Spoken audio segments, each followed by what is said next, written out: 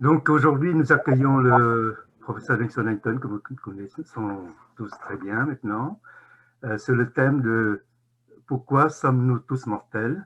L'immortalité physique de l'être humain est-elle concevable, réalisable, raisonnable, données biologiques et considérations éthiques? Donc je vous propose simplement pendant toute la partie conférence de Nelson Langton que les vidéos et que les audios soient arrêtés. Par contre, vous pouvez toujours poser toutes les questions via le chat. Et après la conférence, je vous proposerai d'activer les vidéos et également les micros pour ceux qui parlent tout au moins, qui posent des questions, afin d'avoir une discussion plus animée et aussi la possibilité de vous voir, ce qui n'a pas été le cas jusqu'à maintenant. Donc, je laisse la parole à Anton. Je t'en prie. Merci England. Donc bonjour à tous. Nous sommes le 2 janvier 2021. Donc en guise d'introduction, eh bien d'abord tous mes voeux pour cette année, qu'elle vous apporte beaucoup de bonheur ou de joie et surtout de santé, pour des raisons que vous savez. Et c'est aussi la raison pour laquelle je voulais, pour une fois, vous parler d'autre chose que de SARS-CoV-2 et du Covid. Et je me suis dit que parler de notre état de mortel euh, aspirant à l'immortalité pourrait être un sujet intéressant à un certain nombre d'entre nous. Alors, comme vous pouvez le voir, le titre de l'exposé est trop long et certainement trop ambitieux. Et ce que je vais essayer de faire aujourd'hui, c'est de partager avec vous de façon simple les dernières données biologiques nous expliquant pourquoi nos cellules vieillissent. Et c'est parce qu'elles vieillissent qu'un jour, elles vont finir par mourir. Alors, pour commencer la diapositive, je vais mettre mon pointeur laser et j'active ceci. Donc voilà le plan de mon exposé. On va d'abord étudier les mécanismes biologiques de ce que nous appelons la sénescence cellulaire, qui en d'autres termes veut simplement dire le vieillissement cellulaire. Cette sénescence cellulaire, de facto, va nous amener au vieillissement de l'organisme entier. Et comme l'année commence, donc je ne voulais pas terminer par des notes trop pessimistes et nous allons essayer ensemble réfléchir à des stratégies, des méthodes pour mieux vieillir, puisque je dois le dire tout de suite, mon avis, mais ce n'est pas que le mien, l'immortalité humaine est juste quelque chose qui est impossible et très probablement peu souhaitable. Alors, pour commencer, pourquoi vieillissons-nous? Alors, je peux très bien vous montrer cette rose en disant que c'est un signe d'amitié de ma part pour nous tous. Donc, on envoie les roses, mais c'est surtout pour vous faire écouter ceci.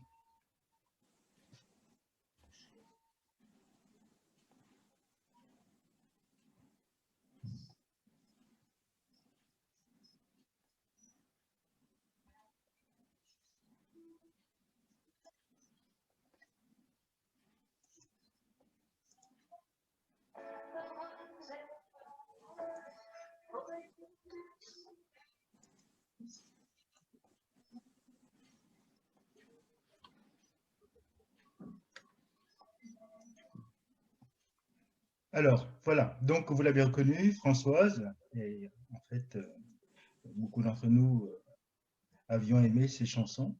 Et elle disait simplement une chose, c'est que nous sommes bien peu de choses, et notre amie La Rose nous l'a rappelé ce matin.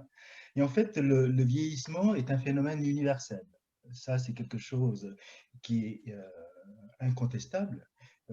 Il est aussi incontestable que si vous êtes une plante, et si vous voulez vieillir longtemps, eh bien, il vaut mieux être nénuphar, donc lin plutôt que rose, plutôt que si vous êtes un animal, eh bien, il vaut mieux être une tortue qu'une souris de laboratoire, ou quand bien même pas de laboratoire.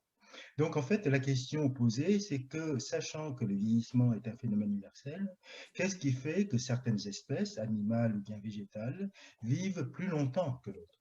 Hein, et c'est ça que nous allons essayer d'aborder maintenant. Et, euh, et pour répondre à cela, eh bien, voyons d'abord ce que les autorités sanitaires actuellement définissent comme étant les points marquants du vieillissement. Alors ici, j'ai pris simplement une étude qui fait référence et qui nous parle des points marquants du vieillissement. Et je me suis permis de faire quelques traductions en disant que pour l'Organisation mondiale de la santé et les autorités sanitaires, le vieillissement se définit par une perte progressive liée au temps qui passe, bien sûr, des fonctions physiologiques de différents organes aboutissant à leur insuffisance fonctionnelle. L'appareil locomoteur en est un, nos organes de sens, la vision, l'ouïe, en sont d'autres, mais également des organes fonctionnels importants comme le cœur, les poumons, le cerveau, avec l'Alzheimer, comme l'on sait. Et en fait, la mauvaise nouvelle, c'est que tout cela va finir par aboutir au terme ultime, qui est la mort de l'individu. Donc, ces choses peu, peu peu ragoûtante étant dite, eh bien, voyons comment les gens peuvent étudier cette fois-ci de façon biologique le phénomène de vieillissement. Alors, c'est très simple. Si vous êtes biologiste dans un hôpital, vous allez prendre une cellule et vous allez observer le comportement de cette cellule au cours du temps. Et vous savez comme moi que les cellules, quelles qu'elles soient, humaines, végétales, animales, eh bien, se caractérisent par un processus que l'on appelle la mitose, qui est simplement la multiplication de la cellule. Et en fait, si les chats ont 9 vies, les chercheurs se sont très vite rendus compte qu'une cellule euh, standard a à peu près une quarantaine à une cinquantaine de vies. Et qu'au bout de 40 proliférations, donc à chaque mitose, une cellule va mourir, pour donner naissance à 2 cellules filles qui sont exactement identiques. Et donc, au bout d'une quarantaine de mitoses, la cellule, qui est la cellule fibroblastique que l'on voit ici, va rentrer en sénescence, elle va changer ses caractéristiques, elle va devenir un petit peu moins jeune, un petit peu moins belle, un petit peu plus vieille. Et ces caractéristiques de la sénescence dans lesquelles je ne vais pas rentrer, puisque en fait, aujourd'hui, nous allons simplement aborder les principes généraux du vieillissement cellulaire, eh bien, ces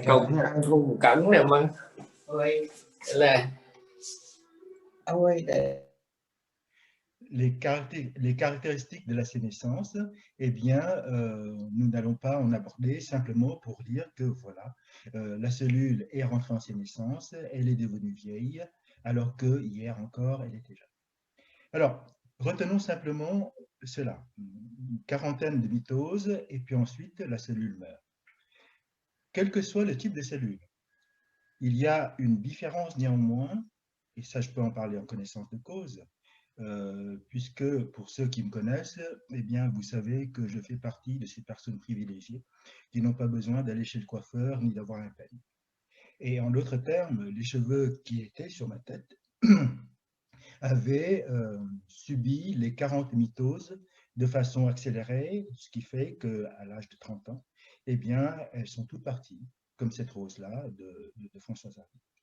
Et donc, il y a ce qui va différencier quelqu'un comme moi et quelqu'un qui est chevelu comme Donald Trump, encore que, je me demande si ce sont des vrais cheveux, eh bien, c'est simplement la durée de vie entre chaque mitose.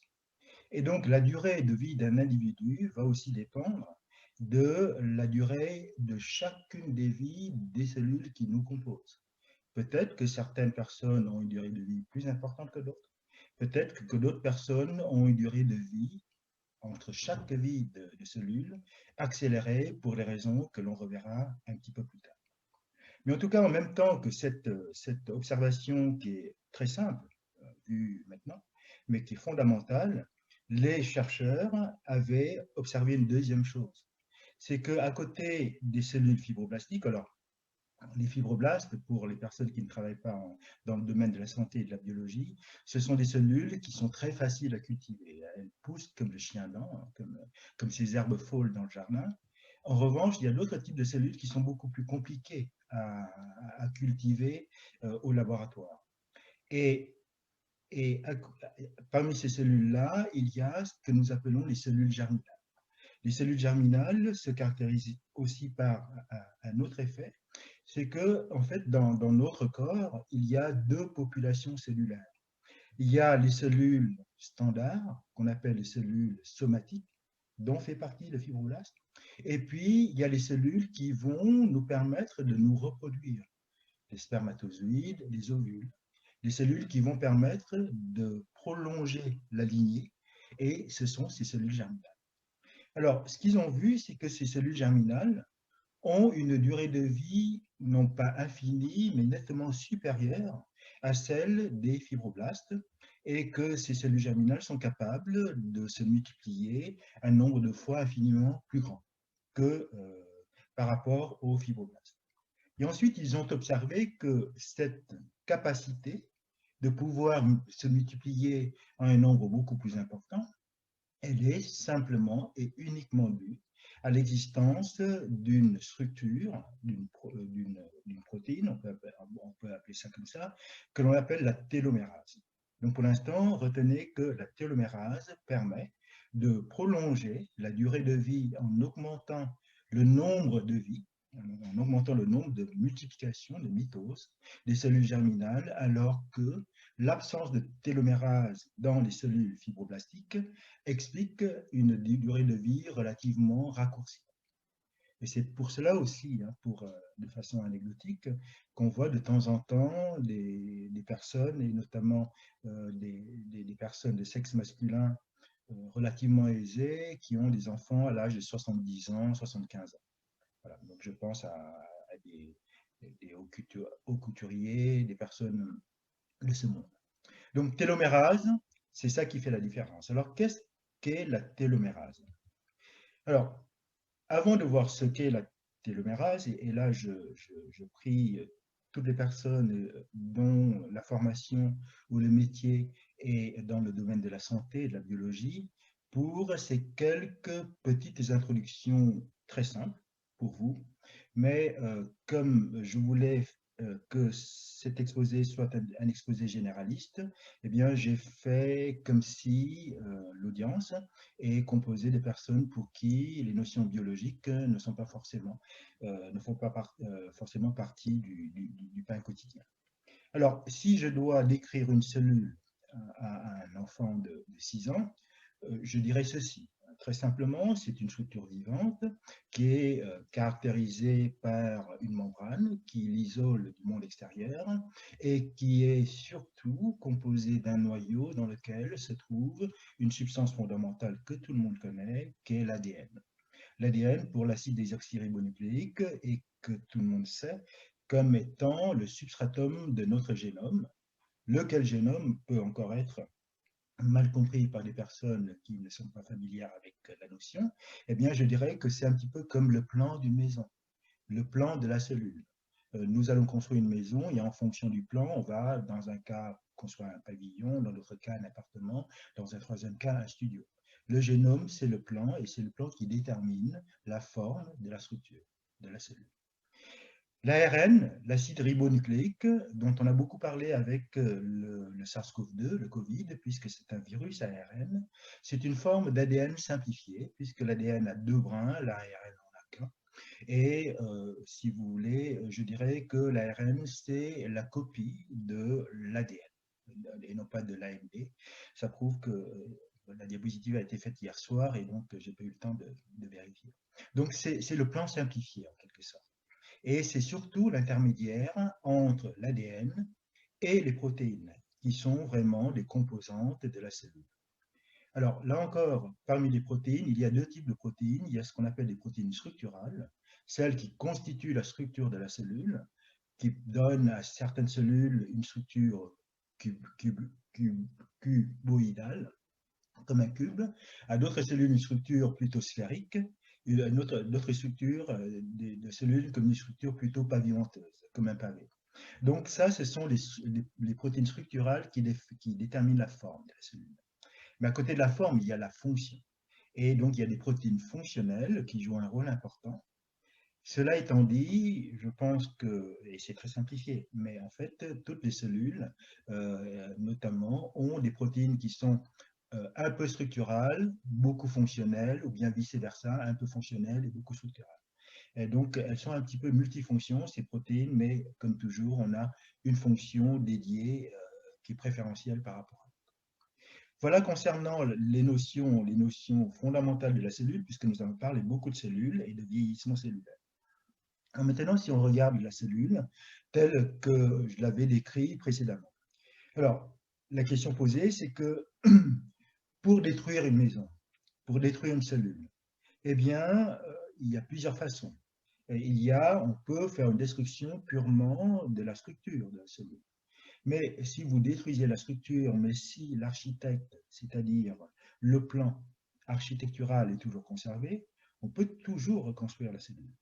En fait, donc, tout cela pour dire, mais ça vous savez déjà, c'est que ce qui est important dans la cellule, c'est bien l'ADN, c'est bien ce qui se trouve dans le noyau.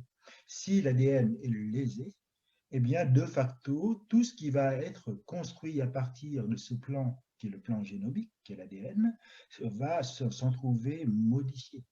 Et c'est pour cela que, d'emblée, ce que j'aimerais, c'est que nous retenions la notion essentielle qui est celle-ci. Toute lésion de l'ADN va finir par avoir des conséquences très importantes sur la fonction de la cellule. Et c'est pour cela que j'ai mis ici une diapositive relativement simple qui montre les différents types de lésions de l'ADN. Et donc, je ne vais pas décrire ce qui se passe en dessous parce que ça fait partie du domaine de la spécialité biologique, mais retenons-nous simplement qu'une lésion de l'ADN eh bien, va de facto endommager la cellule. Non seulement on va la faire changer de forme, mais surtout de fonction. Et les causes de lésions de l'ADN sont multiples. Ne serait-ce que le rayonnement ultraviolet. On dit qu'il ne faut pas s'exposer au soleil de peur d'avoir le cancer. Et bien justement, c'est parce qu'en s'exposant au soleil que nous avons des rayons ultraviolets qui lèsent l'ADN des cellules de la peau et qui peuvent favoriser la survenue du cancer de la peau. On a peur des toxiques qui peuvent léser l'ADN de nos organes, certaines lésant l'ADN des cellules hépatiques du foie, d'autres lésant l'ADN des cellules épithéliales digestives du côlon. Et c'est pour cela qu'à force d'être en contact avec les toxiques, bien sûr, la fumée de cigarette qui lèse l'ADN des cellules épithéliales bronchiques, eh bien, cela va déclencher des cancers. Donc, une lésion de l'ADN, c'est quelque chose de terrible et il faut vraiment tout faire pour éviter que cela survienne. Alors maintenant, si je reviens à la notion de télomérase, c'est simplement pour vous dire que la télomérase, eh bien, c'est une structure absolument indispensable pour protéger l'ADN, puisque l'ADN est importante dans la cellule. Alors, pour parler de la télomérase, eh bien, parlons de ce qui est définissons de ce qui est les télomères. Alors, vous voyez ici une cellule, là, avec son noyau dans lequel on voit des chromosomes. Vous savez tous que les chromosomes, c'est ce qui caractérise notre génome. Nous avons 23 paires à l'espèce humaine, donc 46 chromosomes. Et en fait, l'ADN dont je parlais tout à l'heure, eh bien, sont compactés dans ces structures qu'on appelle des structures chromosomiques. Donc, un chromosome, ce n'est rien d'autre qu'un de l'ADN qui s'enroule pour prendre la plus petite place possible dans une cellule qui déjà n'est pas très grande. Et au niveau de ce chromosome, de cet ADN compacté, depuis très tôt, donc depuis les années 30 du siècle dernier, donc presque 100 ans, les biologistes ont observé un certain nombre de caractéristiques, des zones particulières. D'abord, ce point central qu'on appelle le centromère, et dont je ne reviendrai pas parce que ce n'est pas l'objet de l'exposé d'aujourd'hui, et surtout les deux extrémités que l'on appelle télomères. Donc télé en grec voulant dire en distalité, les télomères, c'est les deux bouts de chromosomes. Donc Donc, le chromosome est un bâton, et comme dirait Raymond DeVos, chaque bâton a deux bouts. Il suffit de savoir quel bout prendre. Donc, les télomères, c'est les deux bouts de ce chromosome. Et c'est tout ce qu'il faut retenir concernant la division des télomères, sachant que télomère et télomérase parlent de la même notion, mais ne sont pas du tout exactement la même chose. Alors, je reviendrai vers la télomérase un petit peu plus tard. Mais les télomères, en fait, a été découverte, comme je vous disais, dans les années 30, avec un prix Nobel donné à M. Hermann Joseph Müller en 1946, mais en fait, son article a été publié en 1938, très exactement, où il a identifié ces télomères qui sont ici marqués par des petits points jaunes. Alors, un chromosome en division, c'est un petit peu comme, alors, s'il y a des vietnamiens, il y en a beaucoup, c'est un petit peu comme le yao quai du plat vietnamien. Donc, ça ressemble à ça. Il y a deux bouts, en fait, ils sont deux à coller, et en fait, là, vous avez quatre bouts, et voilà les quatre bouts télomériques d'un chromosome. Et si on fait le compte, ici, il devrait y en avoir 46. Et donc, M. Hermann Joseph Müller a été le chercheur qui, le premier, avait dit que les rayons X, eh bien, si c'est très important pour avoir une radio, pour faire une radio, ce n'est pas terrible pour la santé humaine, puisque nous savons que les premiers radiologues finissent par avoir des cancers pour être exposés aux rayons X. Et donc, c'est lui qui a démontré cela, et il a dit que ce cancer-là, dû au rayon X, est simplement dû aux lésions de l'ADN, la notion qu'on avait vue précédemment. Et c'est pour ça qu'il y a eu le prix Nobel en 1946. Mais en même temps, il avait aussi décrit les télomères que l'on voit ici. Un petit peu plus tard, Madame Barbara McClintock, qui a eu le prix Nobel en 1983, donc 1983 c'était hier, elle a travaillé sur le génome du maïs, hein, d'une plante, et elle a démontré l'existence des gènes sauteurs, des gènes qui sautent d'un chromosome à l'autre, ce que les biochimistes appellent les transposons, peu importe. Et elle aussi, elle avait montré l'importance de ces télomères.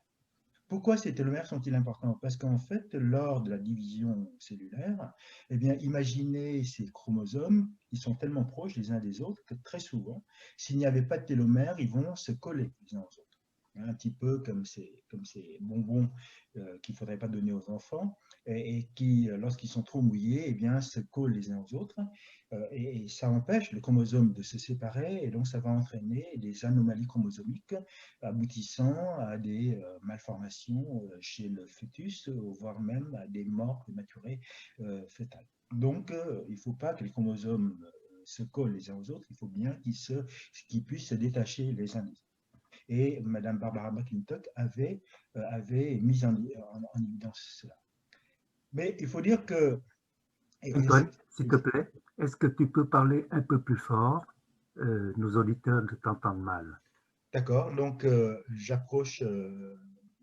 Là, est-ce que... bon, j'élève ma voix. Donc voilà.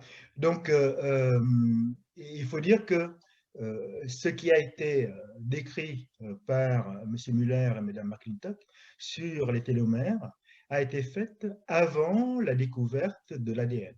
Maintenant, tout le monde sait ce qu'est l'ADN. Vous ne le savez peut-être pas, mais peut-être que vous le savez aussi, c'est que, en fait, la description de l'ADN, on la doit à deux chercheurs anglais de Cambridge, M. Watson et M. Crick, qui sont ici et qui ont publié dans la revue britannique Nature en 1953, décrivant cette structure en double hélice de l'ADN. Et ensuite, en 62, donc relativement peu de temps après, moins de 10 ans après, ils ont reçu le prix Nobel en même temps que M.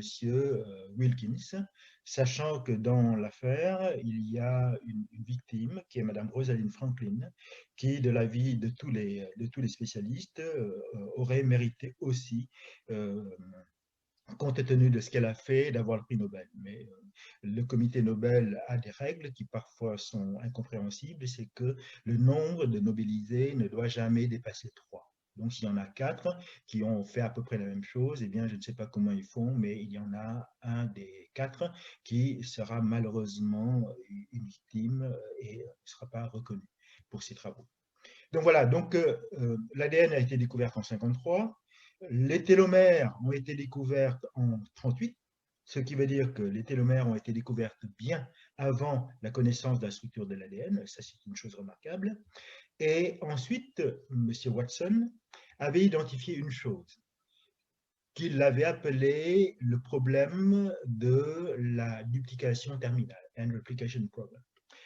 En gros, c'est que pour que de l'ADN, qui est en fait un double brin, puisse se dupliquer, pour qu'une cellule puisse se diviser, donner deux cellules filles, eh bien, l'ADN initial doit servir de modèle, de patron, de plan, pour que de l'ADN nouvellement fabriqué puisse se faire. Et ici, en bleu, vous avez l'ADN originel. Et ici, en rouge, vous avez la construction d'un brin d'ADN qui va se faire, et puis la construction d'un deuxième brin. Et ces deux brins-là, en s'associant avec le brin initial, va former deux molécules d'ADN nouvelles. Et en 1972, là encore c'est hier, eh bien, M. Watson, déjà nobelisé, avait dit il y a un souci, puisque dans la réplication de l'ADN, je n'arrive pas à reproduire la fin de ce bout d'ADN. Alors, pour un public d'étudiants en biologie, de licence et de master, il nous faut à peu près une demi-heure, une heure, voire plus, pour rentrer dans le détail. Alors là, je vais me permettre, et je vous prie de m'en excuser, de prendre deux exemples de la vie de tous les jours pour vous expliquer quel genre de problèmes doivent faire face les biologistes. En gros, et là je vais parler d'un sujet que je connais un petit peu et d'un sujet que je connais très mal. Le sujet que je connais très mal, c'est le repassage. Donc, lorsque vous faites du repassage, vous savez que lorsque vous avancez le fer à repasser tout droit, eh bien, il y aura des zones de la chemise qui ne pourra pas être repassées. Et pour pouvoir repasser toute la chemise, il va falloir bouger le fer à repasser. Donc là, je suis en totale imposture, hein, puisque le nombre de fois où je fais du repassage dans ma vie sont relativement rares pour que je puisse donner l'impression d'être un spécialiste du repassage. Mais en tout cas, je peux l'imaginer. Donc ça, vous pouvez le faire seulement si vous pouvez tourner le fer à repasser. Le problème, c'est que dans la cellule, notre fer à repasser qui va permettre de produire du nouveau ADN, il ne peut pas tourner. Il va aller tout droit, ce qui fait qu'il y a certaines zones de la chemise qui ne pourra pas être repassées. Alors, l'exemple que je connais un petit peu mieux, c'est le bricolage. Donc, comme tout le monde, je bricole le dimanche, pas forcément aujourd'hui ou demain, mais parfois je bricole. Et donc, lorsque je prends une scie sauteuse, eh bien, je sais que la planche que je veux couper, elle sera coupée jusqu'ici, mais cette partie-là ne pourra pas être coupée parce qu'il y a une butée là. Et en fait, je pense que cet exemple-là est plus proche que l'exemple de la biologie. Du fait de cette butée, eh bien, si vous voulez couper une planche, vous n'allez pas pouvoir la couper en entier. Si ici vous avez un mur, bien sûr, si vous n'avez pas de mur, vous allez avancer et la planche sera coupée. Mais s'il y a un mur comme ici, eh bien la planche sera coupée que pour 90% ou 95%, mais pas en entier. Et donc le problème du end replication problem, c'est cela. Et en fait, ce qui se passe, c'est, je vais peut-être vous montrer.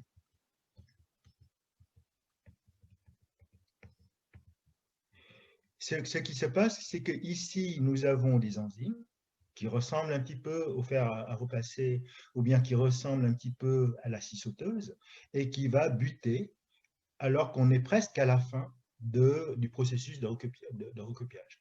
Ce qui fait que la fin du nouveau chromosome sera toujours un petit peu plus court que l'ancien chromosome. Lorsque vous avez une télomérase, sachant que voilà l'ancien chromosome, la première partie du chromosome, le chromosome originel, voilà le nouveau chromosome, celui qui est en train d'être synthétisé.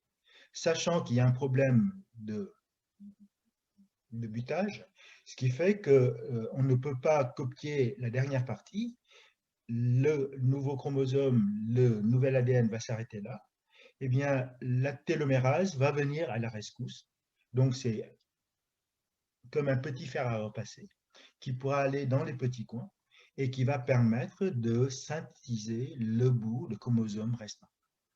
Et donc, tout cela pour dire que les cellules qui sont dotées de cette structure que l'on appelle la télomérase va pouvoir reproduire le chromosome à l'identique par rapport au chromosome initial. En revanche, toutes les autres cellules qui ne sont pas dotées de télomérase, c'est-à-dire la plupart de nos cellules somatiques, les cellules de notre corps, eh bien, vont voir le bout de nos chromosomes, voire même les deux bouts, puisque le chromosome est un bâton, il y a deux bouts, les deux bouts de notre chromosome se raccourcir division après division cellulaire. Donc après chaque vie de cellule, eh bien, la cellule fille a un bout de chromosome qui sera légèrement raccourci par rapport au chromosome original, au chromosome de la cellule mère. Et c'est une notion fondamentale.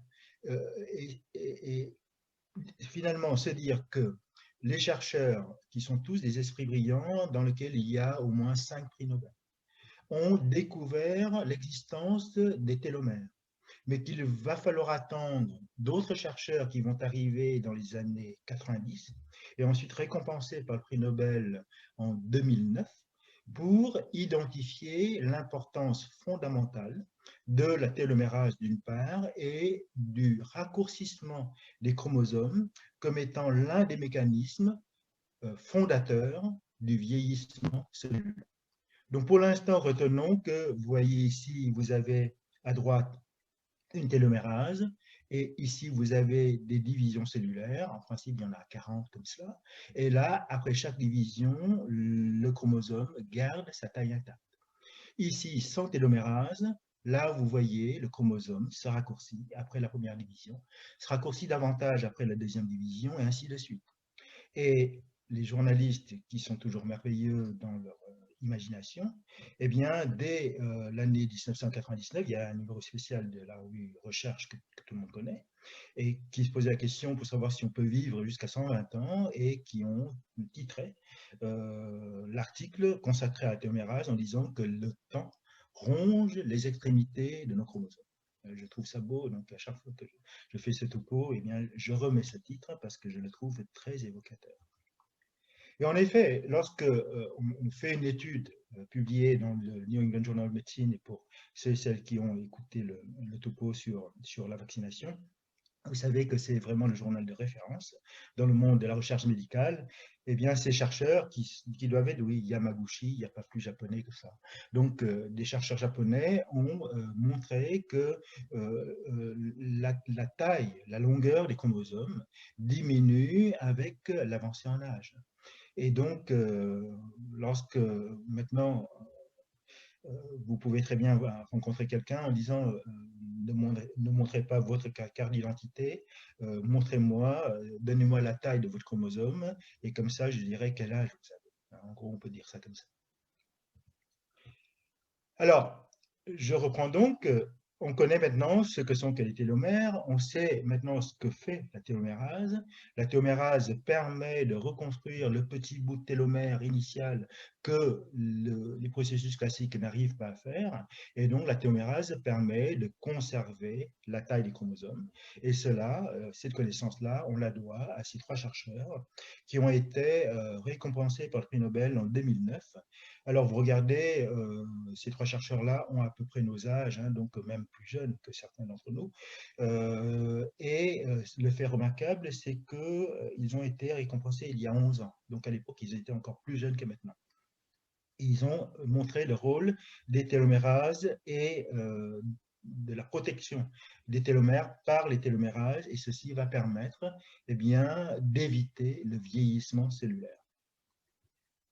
Alors, avant d'aller un petit peu plus loin, juste un point. Je vous avais dit, et je pense que vous l'avez retenu, si les chromosomes se raccourcissent, les cellules vieillissent, et ensuite elles vont rentrer en sénescence, et donc elles vont mourir. Ça, c'est ce qu'il faut retenir. Maintenant, on a le droit de se poser la question, mais pourquoi? Hein, pourquoi le fait d'avoir d'avoir un chromosome court, eh bien, ça nous oblige à vieillir, à mourir. Tout simplement parce que, et si je prenais comme comparaison l'ADN, c'est-à-dire le génome, comme étant un livre. Et c'est une notion aussi qu'on avait vue ensemble. Et vous savez que dans un livre, il y a une histoire, toujours, et dans une histoire, il y a toujours une introduction où on introduit les personnages, le développement de l'intrigue et une conclusion. Et sauf cas contraire, eh bien l'introduction se trouve au début et la conclusion se trouve à la fin. Quel que soit le sens de lecture, c'est toujours comme cela. Alors, vous savez aussi que dans certains livres, même dans plusieurs, les premières pages sont des pages blanches, tout simplement pour que vous puissiez mettre votre dédicace, etc. Eh bien, notre ADN, c'est exactement la même chose. Dans l'ADN, et je vais revenir quelques diapositives en arrière, les gènes, c'est-à-dire les plans de construction de la cellule, se trouvent dans cette partie qui est en bleu. Et donc ça, c'est des bouts de gènes. Alors que les extrémités de l'ADN, eh bien, se trouvent non pas de gènes. Il y a des acides nucléiques, mais le code code pour un message qui n'a pas de sens. C'est ce qu'on apprenait aux étudiants de l'ADN non-sens, c'est-à-dire de l'ADN qui ne permettent pas de fabriquer des protéines. Et finalement, on peut comparer cet ADN non-sens comme étant des pages blanches du livre. Et dans ce livre-là, j'avais dit que en fait, chaque mitose correspond à une photocopie du livre. Et j'ai pris l'exemple d'un secrétaire particulièrement peu doué qui saute les pages. Alors ici, nous avons non pas un secrétaire, mais c'est une photocopieuse qui a le problème qui est de systématiquement ne pas copier les deux, la première et la dernière page. Et donc, si vous avez un livre avec 3 pages blanches, au bout de 3 photocopies, vous allez perdre les 3 premières et les 3 dernières pages. Et si vous faites une 4e photocopie, c'est la première page de l'introduction qui va sauter et c'est la dernière page de la conclusion qui va sauter. Donc du coup, la lecture de votre livre va être beaucoup plus difficile. Votre livre va être beaucoup plus difficile, compréhensible. Eh bien, c'est exactement cela. Au bout d'un certain temps de division cellulaire, parce que le chromosome se raccourcit, les premières pages qui sont parties, comme elles ne sont pas importantes, elles peuvent partir, mais dès lors que l'on touche au message fondamental du livre, et c'est là où il y a un problème. Donc voilà, donc l'exemple que j'avais pris, c'est que c'est comme dans un village, vous avez tout ce territoire-là et les maisons qui font partie du village. Quand l'ennemi vient et qu'il prend le territoire non habité, on est ennuyé, mais il n'y a pas péril en la demeure. En revanche, quand l'ennemi commence à grignoter dans les habitations, c'est là où la vie du village va se trouver complètement perturbée. Et c'est exactement ce qui se passe au niveau de nos cellules avec le raccourcissement des chromosomes. Et voilà une diapositive relativement simple qui est publiée dans Médecine et Sciences et qui dit, voilà, vous avez un chromosome initialement qui fait telle taille. Au bout d'un certain nombre de mitoses, donc de prolifération, il y a un raccourcissement. Et arrive à ce niveau-là, eh bien, vous allez toucher aux gènes. Et c'est pour cela que nous avons une structure de protection, la personne de cette protéine qu'on appelle la protéine P53, et qui dit stop, il ne faut plus diviser et il ne faut plus rentrer en mitose, parce que si vous rentrez en mitose, vous allez toucher à la nature même du chromosome. Et dans ce cas-là, il dit, écoute, ce que je te propose, c'est de te proposer de rentrer en sénescence et de vieillir tranquillement. Voilà ce qui se passe concernant le vieillissement. Alors, en même temps que les chercheurs ont découvert l'existence de ce raccourcissement du télomère, voire jusqu'à sa disparition, l'existence de la télomérase qui va permettre de reconstruire le bout de télomère raccourci, et bien comme toujours, il y a des gens qui aimeraient bien jouer aux apprentis sorciers. en disant que finalement, si c'est parce que nos cellules n'ont pas de télomère que nos chromosomes raccourcissent, et si nous savons que la télomérase existe dans les cellules somatiques, pourquoi ne pas prendre la télomérase de la cellule somatique et de l'introduire dans la cellule normale, afin d'augmenter la durée de vie de la cellule normale. Et en fait, ils ont fait ça chez l'animal et ça marche. Seulement, c'est que la souris, ce n'est pas tout à fait les hommes. Et ici, on voit que les cellules qui reçoivent cela, la télomérase, eh bien, ne meurent plus de sénescence, ne meurent plus de vieillesse, mais deviennent cancéreuses. Voilà, donc nous avons la réponse à notre question, c'est que si on veut devenir immortel, enfin, si la cellule veut devenir immortelle, ce n'est pas impossible, mais il y a un prix à payer, et ce prix, c'est le cancer. Et donc, j'aime assez bien cette diapositive qui a le mérite d'être simple et qui nous dit quoi? Qui nous dit que une cellule, nos cellules, sont soumises à de multiples agressions qui finissent par avoir eh bien, un raccourcissement du télomère, etc., etc. Et que lorsque la cellule est agressée, elle va développer des stratégies de réparation en inhibant l'agresseur, en neutralisant l'agresseur, en essayant de réparer ce qu'on peut. Et dans ce cas-là, si elle arrive à réparer, tout va bien. Si elle n'arrive pas à réparer, il y a deux cas qui peuvent se présenter. La cellule va rentrer en sénescence, donc c'est l'étape annonciatrice de la mort, plus ou moins prochaine, hein, on reverra ce point un petit peu plus tard, ou bien la cellule va adopter une mesure extrême qui est de changer complètement sa façon d'être et de devenir immortel. Dit, maintenant tu m'agresses, tu veux que je meure, je ne veux pas mourir, je vais résister, et à force de résister, je deviens immortel. Mais l'immortalité cellulaire porte un nom, c'est la cancérogénèse. Voilà, donc c'est une autre diapositive qui dit la même chose. Je ne vais pas la détailler parce que je pense qu'il faut avancer. Simplement pour dire que, vous voyez, en temps normal, on a le mauvais choix et normalement ici c'est le bon choix.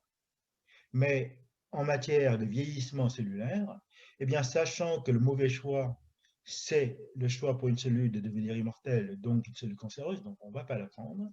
Donc le seul choix qui nous reste, c'est le choix de devenir une cellule sénescente.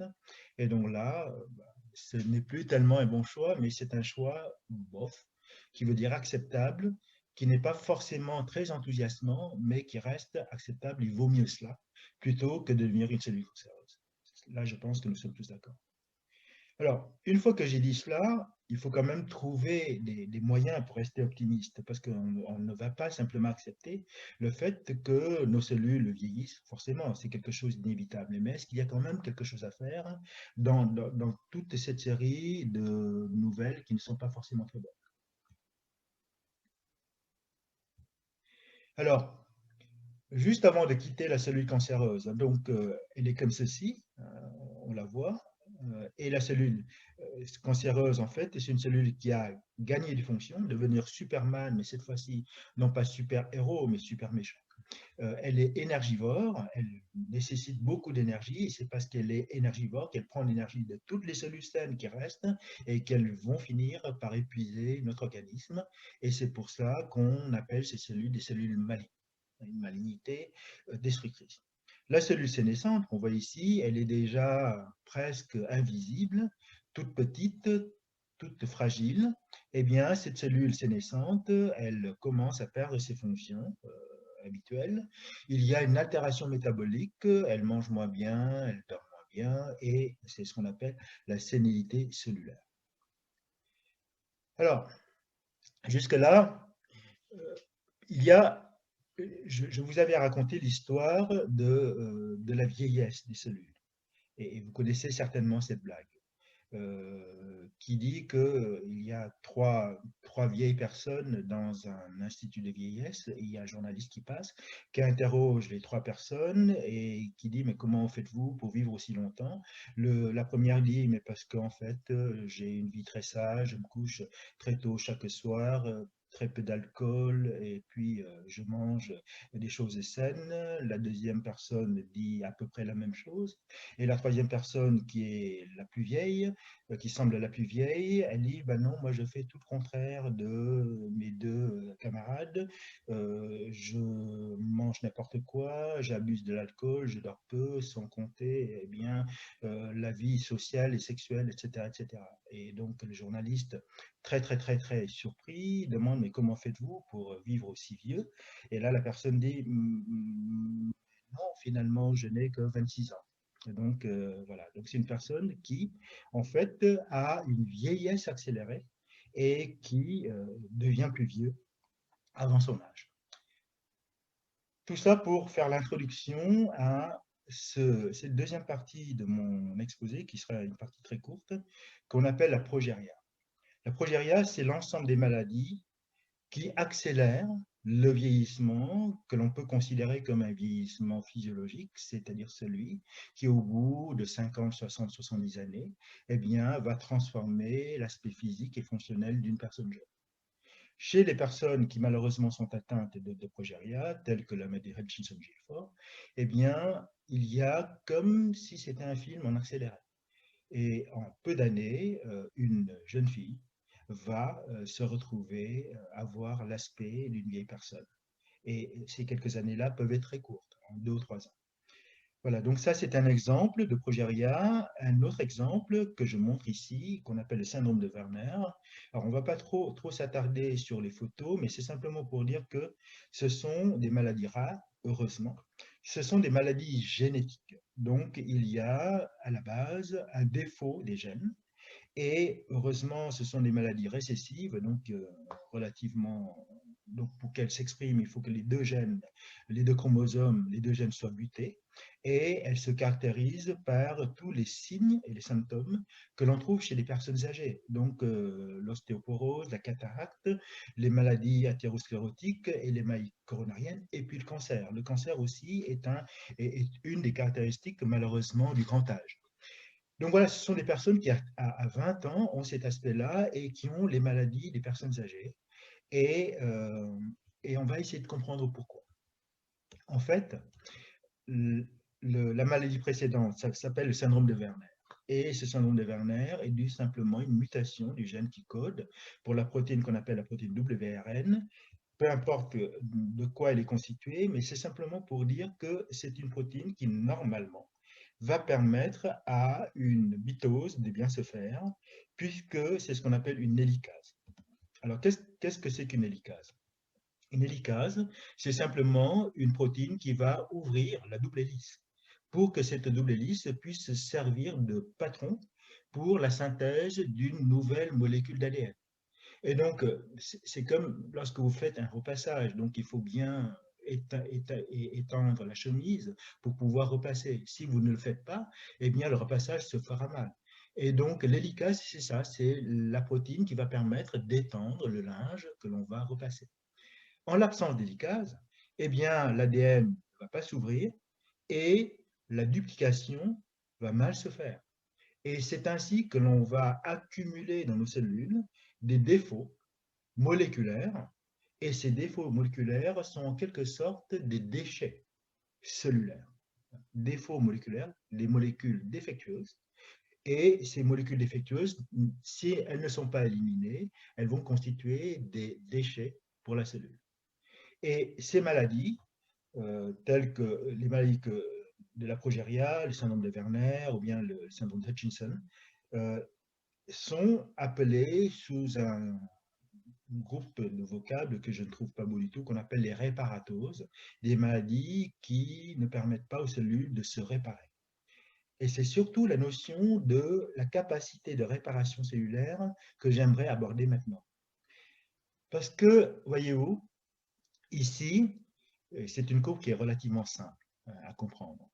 Ici, vous avez en ordonnée la longueur des télomères. Et on sait qu'au fur et à mesure des mitoses, cette longueur va diminuer. Et ici, il y a une ligne à ne pas dépasser, parce qu'en deçà de cette ligne-là, vous rentrez dans la zone pathologique. Et on voit que les cellules germinales, eh bien, ont un déclin relativement faible. Les cellules somatiques, normales, chez un individu non malade, ont un déclin un petit peu plus important que les cellules germinales, mais qui reste acceptable. Alors ici, en abscisse, vous avez l'âge, l'échelle de temps. Les auteurs n'ont pas précisé, mais on peut très bien mettre ici comme curseur, allez, 90 ans. Donc si à 90 ans ou 100 ans ou bien 110, 120, on ne sait pas, ça dépend des individus. Jeanne Calment, c'est plutôt 110, 120. Donc ici, on va dire vers la centaine d'années. Si on arrive là à 100 ans, on va dire qu'on est comme la moyenne ou bien même un petit peu mieux que la moyenne des gens. En revanche, si je mettais là comme étant 100 ans, ici, c'est 40-50 ans. Et donc les gens qui ont une progéria ont une pente de déclin accéléré par rapport aux sujets normaux. Maintenant, lorsque vous êtes un sujet normal, comme nous tous, eh bien, la tentation est grande, surtout lorsque vous êtes riche, dites maintenant, je vais me faire traiter pour avoir, par exemple, la télomérase, pour pouvoir sauter de catégorie, donc aller dans la catégorie des cellules germinales. Comme ça, je vais pouvoir vivre jusqu'à 105 ans, jusqu'à 200 ans. Et là, l'expérience jusqu'à maintenant prouve que lorsque vous manipulez des choses comme ça ne marche pas, dans la mesure où vous allez quand même mourir, même si vos cellules vont devenir immortelles, parce que ces cellules immortelles sont des cellules cancéreuses. Voilà, donc ça, je pense que le message est passé. Donc, les deux conclusions pour l'instant, c'est le vieillissement ou la sénescence cellulaire est inéluctable, que des cellules immortelles existent, mais ce sont malheureusement des cellules cancéreuses. Alors, sachant que la chute finale est inéluctable, et comme nous sommes quand même que le 2 janvier, donc un petit clin d'œil, comment peut-on faire pour essayer d'éviter cette chute? Alors, vous connaissez tous certainement Tex Avery avec ce bip bip, et puis le coyote qui court après bip bip, et à chaque fois qu'il essaye de faire quelque chose, eh bien, et vous allez voir, c'est un petit peu comme nos cellules, hein, c'est quelque chose, c'est un petit peu le destin. La chute est inévitable, elle vient, et puis patatras. Donc voilà. Donc, est-ce qu'il faut qu'on fasse absolument comme ce pauvre coyote? Et c'est là maintenant que je vais aborder le deuxième point, le troisième et dernier point, c'est que comment faut-il, comment peut-il faire, comment peut-on faire pour mieux vieillir?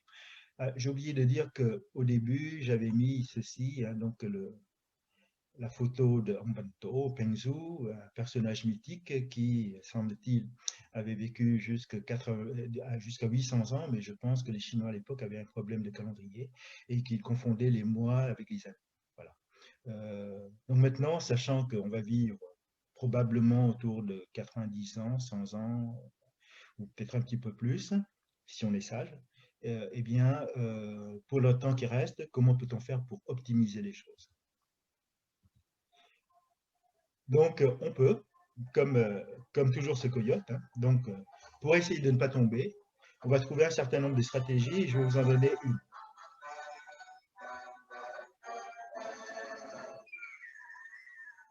Alors, au début, les recherches sont toujours difficiles. Ensuite, on arrive in extremis à trouver une solution. Et donc là, on reprend son envol, le coyote est tout content, il a trouvé le moyen, il y aura des moyens biologiques que je vais partager avec vous. Mais attention, en biologie, en recherche, comme toute chose dans la vie, il faut toujours être sur ses gardes, parce que sinon, eh bien, on risque aussi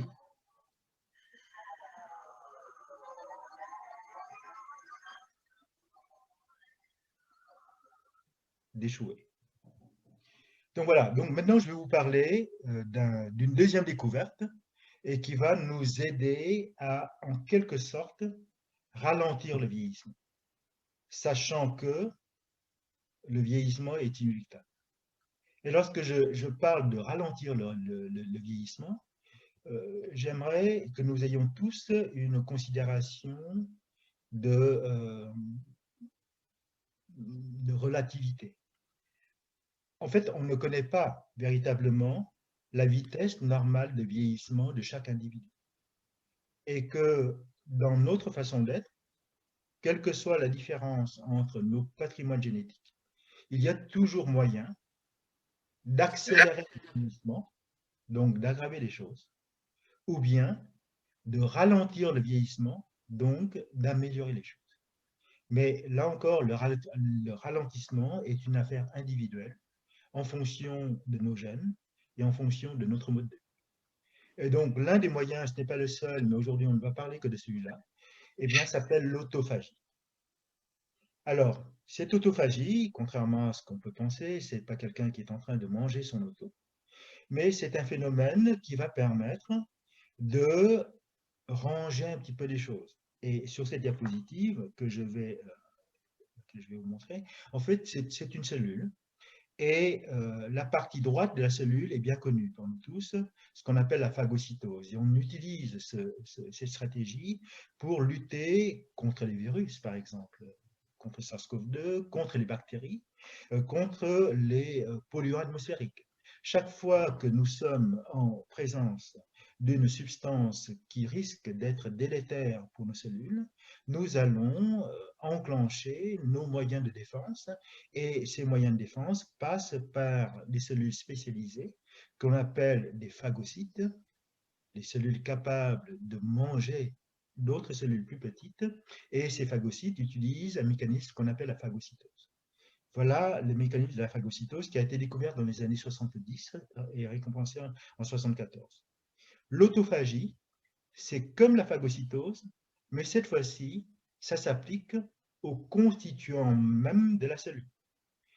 Alors, vous dites, mais pourquoi faire cela?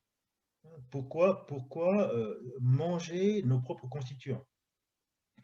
Eh bien, je dis, peut-être que parfois, c'est quelque chose à faire. Et pour vous expliquer cela, eh bien, je vais prendre un autre exemple. Et ça, on connaît ça tous, hein, soit individuellement, soit dans la famille, on a des enfants, des ados, ou bien des petits-enfants, ou bien même des adultes, eh bien, qui ne rangent pas leur chambre. Et donc, alors, Marie Kondo ou bien d'autres disent, mais la magie du rangement.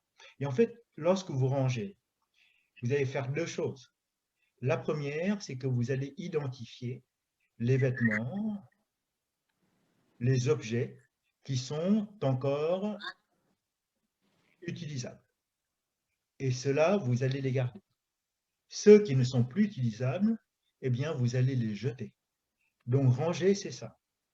C'est identifier des choses qui sont encore fonctionnelles et faire le ménage. C'est pas uniquement faire de la place, mais c'est aussi rendre la cellule, là maintenant je reviens à la cellule, rendre à la cellule, eh bien, son côté fonctionnel, comme neuve. Et l'autophagie, ça permet à nos cellules de prendre un petit coup de jeune. Tout comme si vous décidez de faire un petit peu de rangement ou bien de relooking dans votre espace intérieur.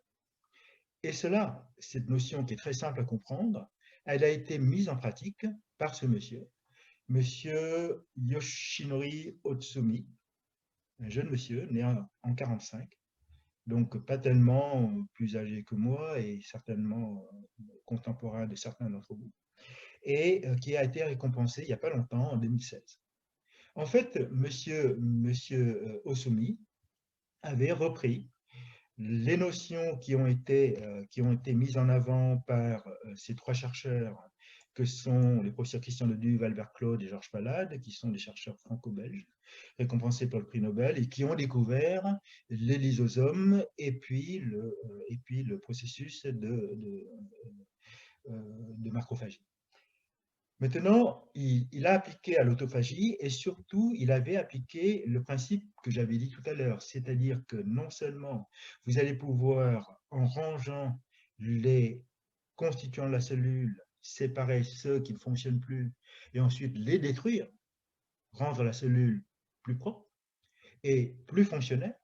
Mais en plus, il avait trouvé ceci d'extraordinaire, c'est que lorsque vous trouvez une chemise et que vous dites qu'elle est toute déchirée, on ne le fait plus, mais nos mères et nos grands-mères le faisaient.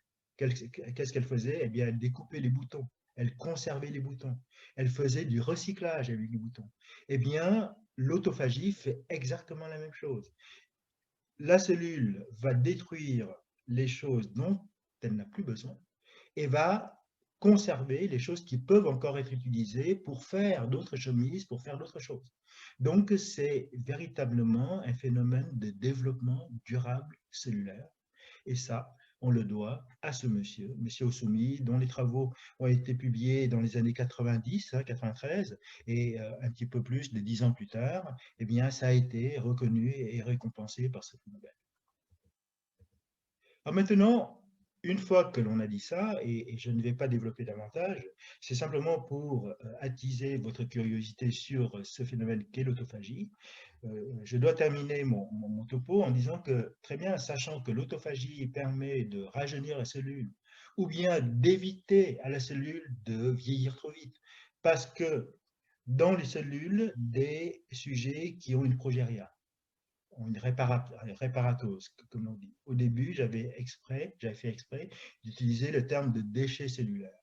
Eh bien, ce sont les cellules des personnes qui ont perdu la capacité d'éliminer les déchets cellulaires. Et cette capacité-là est assurée par l'autophagie. Et c'est pour ça que ces cellules-là vieillissent trop vite. Et que nous autres, nos cellules, toutes nos cellules, ont cette capacité d'autophagie. On fait de l'autophagie tout le temps. C'est un petit peu comme eh bien, cette personne-là, du personnage de Molière qui fait du français sans le savoir, eh bien, nous faisons de l'autophagie tout le temps, ces jours-là. Mais à des degrés divers. Et donc, la question finale, c'est que comment faire pour stimuler l'autophagie afin de garder la jeunesse de nos cellules ou encore afin de retarder le vieillissement cellulaire qui, je vous rappelle, est un phénomène inéluctable. Alors, je vous donne juste une recette. Actuellement, on parle beaucoup de jeûne thérapeutique, donc le jeûne intermittent, donc c'est quelque chose qui stimule l'autophagie. L'exercice musculaire aussi, hein, ça stimule l'autophagie. Une bonne hygiène de vie avec du sommeil, ça stimule l'autophagie aussi. Alors, je terminerai par là en disant que, et en répondant à une question, c'est que ce jeûne thérapeutique ou bien ce jeûne écologique, c'est pas comme ce que montrent ces statuts. Si vous décidez de ne plus manger, cela ne veut pas dire que vous allez avoir forcément le ventre vide. On a tous connu ça. Nos parents qui ont vécu des temps difficiles pendant la Deuxième Guerre mondiale ont toujours très peur qu'on a faim. Et donc, ils disent il faut manger, manger pour avoir de la force. Et en fait, si on ne mange pas, ils disent mais non, mais je ne veux pas manger. Et si on ne mange pas, ces personnes disent mais si tu ne manges pas, tu vas mourir de faim.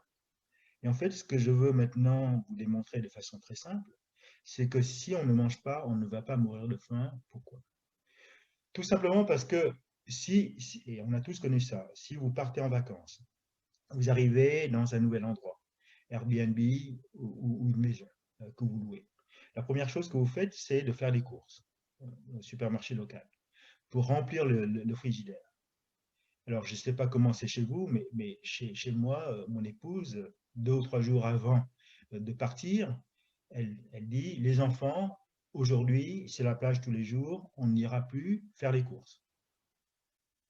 Ah ben, si on ne fait plus les courses, est-ce qu'on va mourir de faim? Non. Si on ne fait plus des courses, cela veut dire qu'on va simplement manger ce qui reste dans le frigidaire.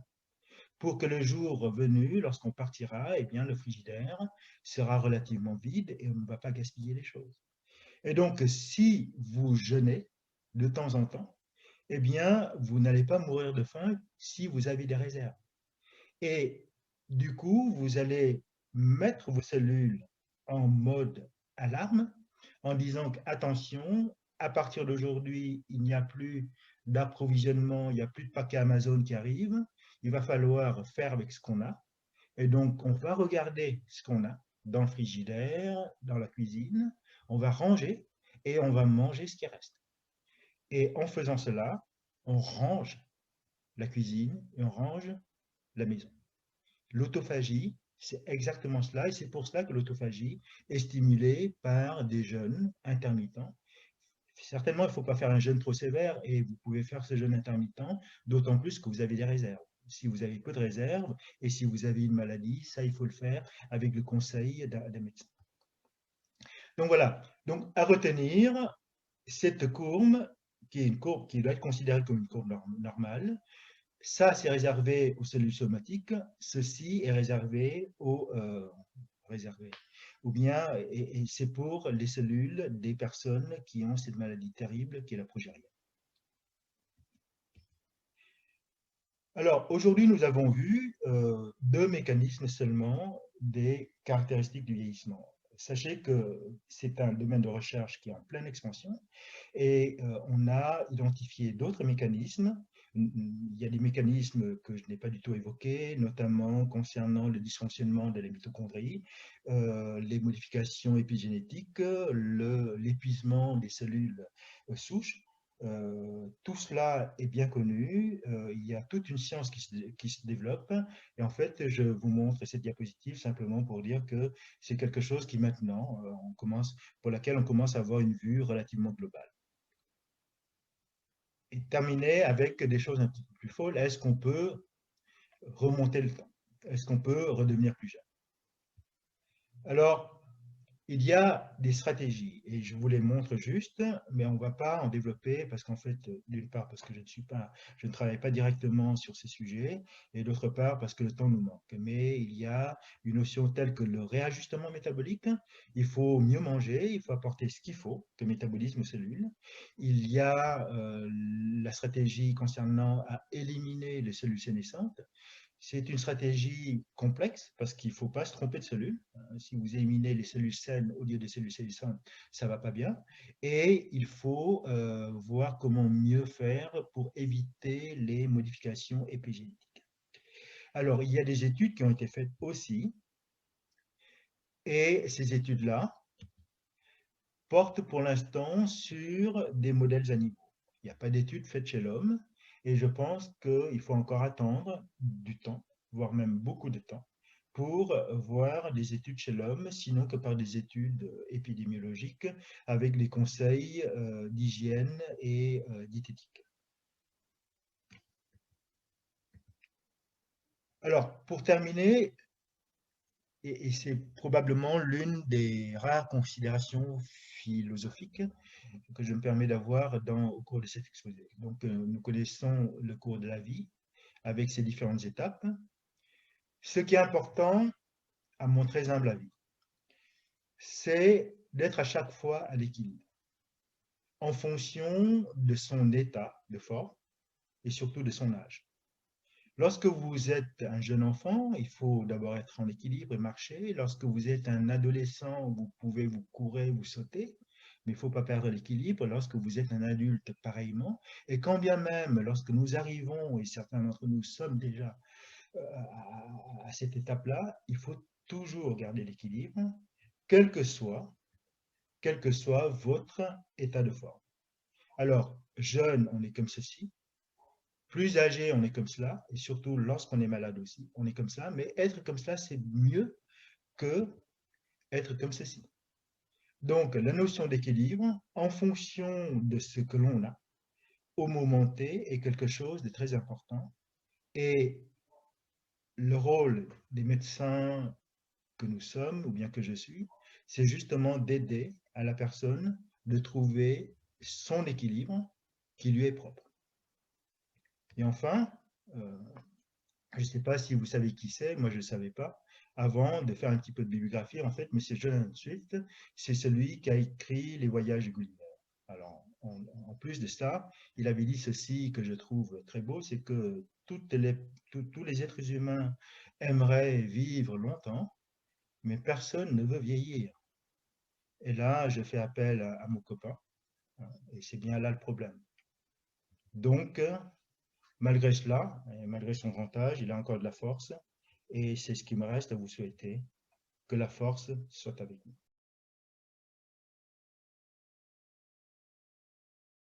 Il semble que le vieillissement, c'est un processus inéluctable parce qu'il y a le temps.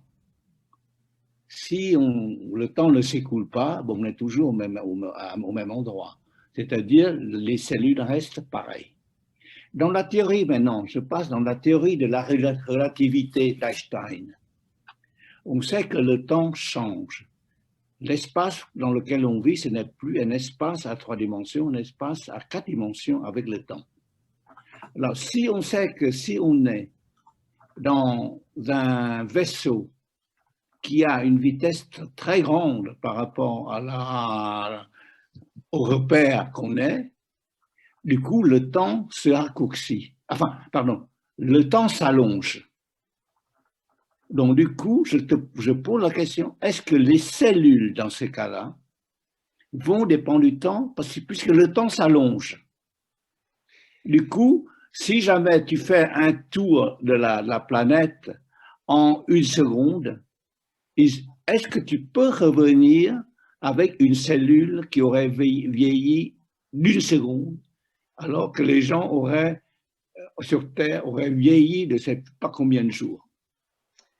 Merci Anne, donc tu me poses une colle parce que les seuls vaisseaux que je connais sont les vaisseaux sanguins. Mais en fait, je ne pourrais pas te répondre. Je pense qu'effectivement, la notion espace-temps est très importante. Il y a des études qui tendent à prouver que lorsque les gens voyagent dans l'espace, et lorsqu'ils reviennent, eh bien, ils ne vieillissent pas de la même façon que les gens qui sont sur Terre. Et à ce propos, il est intéressant de noter que la littérature sino-vietnamienne avec Tutuk Thai est exactement cela. Il est parti pendant quelques jours, ce brave Tutuk, au paradis, et lorsqu'il revient, il retrouve tout son village déjà mort, très vieilli. Non, je n'ai pas de réponse. Théoriquement, ça devrait être possible, mais mon statut de médecin ne me permet pas d'extrapoler là-dessus. Je crois que c'est une question à poser à King Sun Tran quand il viendra nous parler de l'année prochaine. Le vieillissement et d'ailleurs et la mort d'ailleurs en fait. Le problème se pose parce que on ne sait pas ce qui se passe après la mort. Alors ça me fait penser à, vous savez, Simone de Beauvoir a écrit un roman que très peu de gens connaissent, s'appelle Tous les hommes sont mortels.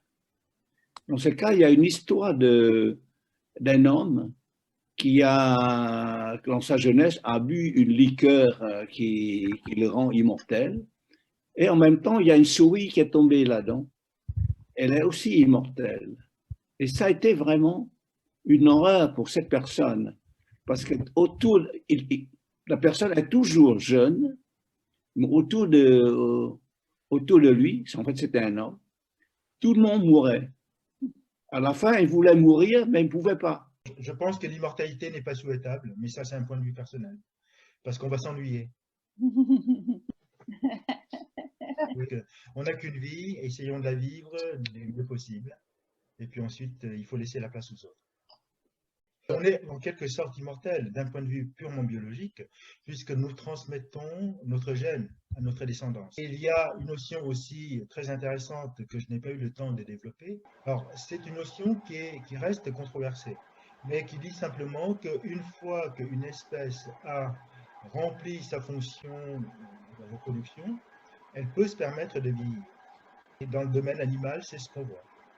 C'est que si vous retardez le temps de reproduction, chez la drosophile par exemple, vous allez pouvoir augmenter la durée de vie des petits animaux de laboratoire, notamment Caenorhabditis elegans, qui est un nématode, un petit ver, pas un petit ver de rouge, et donc un petit ver qui fait 1 millimètre, chez lequel on a démontré que le fait de réduire l'apport calorique leur permet d'allonger la durée de vie. La quantité d'aliments que nous ingérons, eh bien, a été surtout déterminée de façon socio-culturelle. Avant, les hommes mangeaient lorsqu'ils avaient faim. Il n'y avait pas forcément 3 repas par jour parce que la nourriture était relativement peu abondante et il faut penser réserver pour les temps difficiles à venir. Maintenant, la nourriture est d'une part abondante et d'autre part, avec l'industrialisation, eh bien, on avait dit qu'il faut manger 3 fois par jour. Et on s'aperçoit qu'il n'y a aucune raison physiologique de faire cela. Et ce qui est maintenant prouvé, c'est que la quantité moyenne de calories que l'on ingère dépasse largement celle que l'on Eux dépense. disent que maintenant on mange trop. Absolument.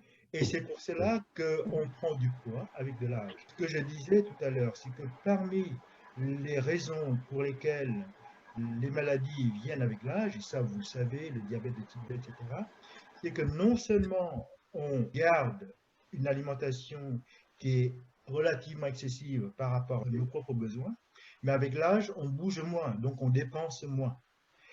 À cela s'ajoute un troisième facteur que peu de gens savent, c'est que nous avons ce qu'on appelle un métabolisme de base. C'est la quantité d'énergie que dépense une personne lorsqu'elle ne fait rien. Donc, lorsque vous dormez, vous dépensez de l'énergie, mais en fonction de la personne, cette dépense énergétique va varier. Et une personne qui a un métabolisme de base augmenté, elle va perdre plus de poids qu'une personne qui a un métabolisme de base diminué. Et là, les personnes âgées ont un métabolisme de base diminué. Ce qui fait que lorsqu'on prend de l'âge, même si vous dites que je ne mange pas plus, la raison est double. Premièrement, on fait moins d'exercice. Deuxièmement, on a un métabolisme de base qui est diminué. Donc on dépense moins. La nature a doté à l'être humain ou bien aux espèces vivantes, parce que tout ça est régulé par des gènes. Faisons un bond en arrière de plusieurs centaines de milliers d'années, où le grand-papa dans un coin n'a plus de force et les enfants ne sont pas forcément filiaux. Donc, dès que l'alimentation arrive, ils mangent tout. Et donc, la personne âgée garde que très peu de choses à manger. Et donc, c'est pour ça qu'elle a besoin d'avoir une réserve pour pouvoir faire face au manque de nourriture qui vient. Mais maintenant, si vous voulez être plus jeune et vivre plus longtemps, stimulez votre autophagie et faites des jeûnes. Bonjour tout le monde, bonne année à tous.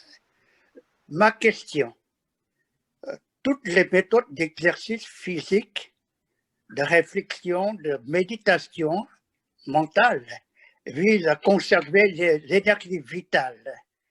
Quels sont les critères pour que toi, Anton, toi qui exerces beaucoup d'exercices physiques, le Vietnam, quels sont les critères? Quels sont les critères pour pouvoir conserver l'énergie vitale, c'est ça? Exact. En fait, c'est une question difficile et je pense qu'il n'y a pas de recette universelle. Il y a deux notions d'énergie. Il y a l'énergie qui est amenée par le qi, qui est en fait la respiration. Et puis, il y a l'énergie qui consiste à ne pas accumuler des choses que l'on peut considérer comme étant toxiques pour notre organisme. Alors, quand je pratique les exercices de respiration, premièrement, ce que j'essaie de faire, c'est d'améliorer l'oxygénation, c'est-à-dire d'optimiser la ventilation et la perfusion. On utilise ce qu'on appelle une respiration abdominale, ce qui nous permet de faire descendre notre diaphragme et de permettre de faire rentrer davantage d'air dans le corps. Et cette respiration-là est importante dans la mesure où non seulement elle nous amène de l'oxygène, mais elle permet aussi d'éliminer le gaz carbonique, qui est un toxique pour nos cellules. Mais c'est vraiment la seule chose que je recherche lorsque je fais ces exercices-là. L'autre chose que je fais, c'est d'adopter une alimentation qui correspond à mes besoins et non pas qui correspond à ma gourmandise. De temps en temps, je me permets quelques écarts. On a toujours tous tendance à ingurgiter plus que ce dont on a besoin. Et nous savons que toutes ces alimentations-là ont une part de toxicité. Il en faut, mais pas trop. Merci. Est-il vrai qu'une personne qui médite pourrait vivre plus longtemps? Dans ce cas-là, a-t-on des statistiques sur la durée de vie des moines dans les monastères, aussi bien catholiques que bouddhistes? Il y a un biais, c'est-à-dire que les moines, non seulement méditent, mais ont aussi une hygiène de vie beaucoup plus saine que la personne lambda de la vie du monde extérieur. Ce que je dirais, c'est que la méditation certainement apportera des bénéfices sur la santé mentale. Ça mérite probablement un autre séminaire, mais la méditation arrive à améliorer nos capacités cognitives. Donc la jeunesse, ce n'est pas uniquement l'aspect extérieur, l'absence de rides, la mobilité physique, etc. C'est aussi la vivacité d'esprit. Et cette vivacité d'esprit, elle va s'acquérir, elle va se conserver avec d'autres types d'exercices dont la méditation est quelque chose d'absolument fondamental. Sans compter les moines Shaolin qui font en plus des arts martiaux. Donc l'espérance de vie est connue maintenant avec le temps qui augmente Oui. partout dans le monde d'ailleurs. C'est lié à quoi d'après toi? En fait, c'est lié à une chose qui est simple, pour laquelle les chercheurs n'arrivent pas encore à s'accorder. De toute évidence, l'espèce humaine a une durée de vie qui est limitée, comme toute espèce. La question posée, est-ce que cette durée physiologique est-elle de 120 ans, comme Jeanne Calment, ou bien est-elle de 100 ans, ou bien est-elle de 90 ans, comme pensent beaucoup d'autres? Je dirais que peu importe. Ce que l'on voit déjà aujourd'hui, c'est que déjà parmi nos parents, il y a beaucoup de gens qui atteignent cet âge de 90 ou bien de 100 ans. Je dirais que pour simplifier, on va dire que c'est autour de 100 ans. Cela a plusieurs conséquences. La première est que toute mort avant, on va dire, 70 ans à l'heure actuelle, moi je la considère comme étant une mort prématurée. Pour la petite histoire, si vous lisez Le Guanduan, il y a, je ne sais plus dans quel roman, il y a Khai Eun Nguyệt qui avait dit Từ xa thấy một ông lão, 40 tuổi từ từ đi đến. De loin, on voit un vieillard de 40 ans. Alors aujourd'hui, 40 ans, vous dites ça et tout le monde rigole. Et je dirais même plus qu'à 60 ans, il y a beaucoup de gens qui partent à la retraite qui disent mais je vais commencer une autre vie. Ça m'amène à la deuxième réflexion. C'est que sachant que la durée de vie est autour de 90-100 ans, est-il raisonnable de dire aux gens bah, vous ne pouvez plus travailler à partir de 60 ans? Ça, c'est une autre question. Et on a besoin des gens comme Annick, des économistes pour nous éclairer là-dessus. Je pense que la durée de vie de l'espèce humaine est autour de 90-100 ans. Et ça nous amène à nous dire que pour chaque étape de vie, il faut que l'on se prépare pour être en adéquation avec nos capacités physiques. À 60-70 ans, je me considère pas encore comme étant très vieux, donc je me permets de faire des exercices type arts martiaux. Lorsque j'aurai 75-80 ans, ce serait plutôt du tai chi que je ferais, et après, la méditation. Donc c'est comme ça qu'il faut voir les choses. J'esquisse seulement. Ayton a parlé du problème de l'âge de la retraite et dit, bon, c'est aux économistes de nous dire un peu. Vous savez, à l'époque, quand on a fixé l'âge de la retraite à 65 ans, on pensait qu'au bout de 5 ans, les gens seraient morts, en fait. Les gens mourraient peut-être 70, 72, 73 ans. Ce qui fait que les cotisations des jeunes pouvaient, à l'époque, alimenter les pensions de retraite. Maintenant, si les gens vieillissent, partent à la retraite à 65 ans et meurent à 100 ans, bah, il y aura un problème de financement de la retraite. Je profite de la remarque d'Enko avec laquelle je suis tout à fait d'accord pour dire ceci, et pour revenir à la biologie. C'est que pendant le dernier siècle, nous avons vécu un bouleversement de beaucoup de choses, parmi lesquelles il y a le paysage social. Pourquoi y a-t-il une épidémie de l'obésité? C'est une question à se poser. Tout simplement parce que pendant longtemps, voire très longtemps, depuis la nuit des temps, l'être humain a été fait pour résister non pas à la surabondance alimentaire, mais à résister à la famine. Ce qui fait que nous autres, qui sommes des descendants des gens qui ont pu transmettre leurs gènes à travers les générations, nous avons des gènes qui vont nous protéger de la faim. On peut jeûner pendant plusieurs semaines sans pour autant mourir. On sera très faible, mais on peut le faire. En revanche, tous les gènes qui nous permettent de résister à l'excès de sucre, à l'excès de graisse, etc., qui théoriquement devraient exister, ont été éliminés en faveur des gènes pour résister à la famine. Ce qui fait que maintenant, nous qui n'avons plus des gènes pour résister à la surabondance, eh bien, chez les jeunes, on a vu en l'espèce de 2 générations une explosion du phénomène qui est l'obésité. Et on avait vu ça dans les pays d'Asie, hein, notamment au Vietnam, il n'y a pas encore si longtemps, c'était la guerre, on n'avait pas assez à manger, et maintenant, il y a des obèses au Vietnam ou dans les pays d'Asie. Et ces problèmes d'obésité vont amener à des problèmes de maladie, et vont ensuite amener à ce qui, et j'ai oublié de le dire et je m'excuse, mais qui est vraiment le message le plus important. Ici, il ne s'agit pas de chercher l'immortalité, mais il s'agit de savoir comment bien vieillir.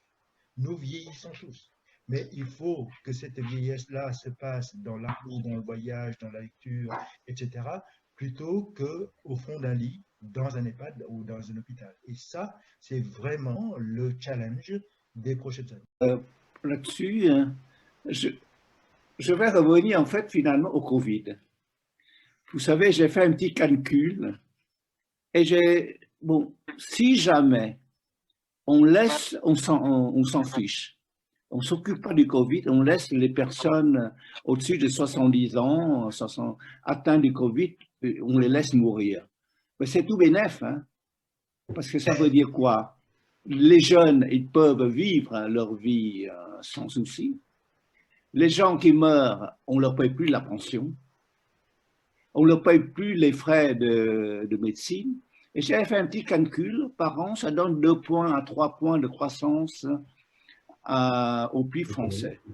C'est noté, je ne ferai pas de commentaire là-dessus. En revanche, il y a une question. Quand doit-on ou peut-on commencer l'autophagie? L'autophagie, c'est un phénomène qui se fait tout le temps dans nos cellules. C'est juste le fait de ranger de nos cellules, mais nos cellules fonctionnent. Et comme toute structure qui fonctionne, nos cellules font des déchets. Et les mécanismes d'autophagie vont permettre d'éliminer ces déchets. Nos cellules sont toutes capables de faire de l'autophagie. Maintenant, sachant que si vous avez peu de déchets, vous avez moins besoin de faire l'autophagie. Si vous avez beaucoup de déchets, il vous en faut en faire plus. Et dans ce cas-là, on peut le stimuler très simplement en soumettant notre cellule à des périodes de stress modéré. Et le stress modéré, c'est peut-être ce jeûne qui va soumettre votre cellule à une petite faim, mais pas trop, hein, donc à une petite faim, pendant une période relativement prolongée. C'est un jeûne intermittent entre 14 et 18 heures. Et donc, si par exemple, je dîne à 20 heures, à 8 heures du soir, eh bien, je vais sauter mon petit déjeuner et ensuite, je remange à midi. Il y a beaucoup de choses sur Internet. On parle par exemple des jeûnes de 7 jours. Qu'est-ce que tu en penses? 7 jours de réflexion et puis 7 jours de ne pas de manger, je ne sais pas. Honnêtement, là-dessus, ce qui est sûr, c'est que dans tous ces programmes-là, il faut vous faire surveiller par un médecin. Ce n'est pas rien que de faire des jeûnes de 7 jours. Surtout, alors vous pouvez le faire si vous maîtrisez bien votre corps, mais il faut savoir aussi que pendant le jeûne, notre corps va utiliser la réserve, entraîner ce qu'on appelle la formation d'acide cétonique, donc entraîner une acidose. Et tout ça, ça nécessite une surveillance. Faisons comme les anciens. Les anciens ne mangeaient que 2 fois par jour, voire même une fois. Et je pense qu'avec ça, déjà, moi, c'est ce que je fais et je me trouve bien. J'ai jamais fait de jeûne plus de 24 heures, donc je ne pourrais pas te répondre, et des jeûnes sur 7 jours. Donc, ceci pour dire qu'il y a beaucoup de programmes, des fake news, que je dirais même, sur Internet, et il faut faire très attention. Il faut faire très attention. Il faut être suivi, comme tu viens de le dire. Voilà. Donc, concernant les jeûnes et l'alimentation, je dirais que ce sont des fake news.